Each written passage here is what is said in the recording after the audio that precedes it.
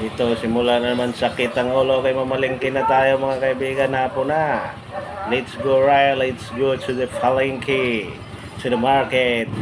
Hanap na naman tayo maulam ngayon. Ayan. Oh, galing na rin tayo na mamalengke. Dinahirin ko na kasi sobrang traffic, sakit sa ulo. Pauwi na ako. Ang nabili ko ngayon mga kaibigan, kangkong, palaya. Kasi ang palaya, luluto ko yun sa itlog, tapos yung kangkong adubuhin, at saka tilapia prituhin. Tatlong klase siya, gulay at saka isda. Sila kangkong, adobong kangkong, pritong palaya at saka pritong tilapia. Ang menu natin ngayon, Portuguese, hapunan Portuguese. Ayan po, pauwi na tayo. Sobrang traffic talaga sa Tipoli. Sa palengke, sobrang dami din ako makapagod. Kasi hindi ka makapag-break mo lang. Nag-awak ng cellphone, hindi ka makapag-break. Sobrang dami ng tao, makapag-break ka pa. Kaya uwi na tayo mga kaibigan. Pauwi na, tapos na po tayo namili.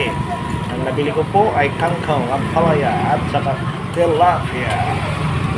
Mamaya, ipopost ko po ang aking lutuin. Ngayong hapunan, tilapia, kangkong at palaya. Mga kaibigan, ito na ako sa bahay. Pauwi na tayo. Enjoy life. God bless sa inyong lahat. Thank you very much sa lahat-lahat mga kaibigan, kapatid. Sana po ay yung mausiyahan at panonood na siya niyo po. Salamat po. Thank you sa inyo. Ito na, nakarating na ako sa aking bahay. Ayan, may nakaharang pang mga motor. Libagbag pa, minsan makainit sa ulo.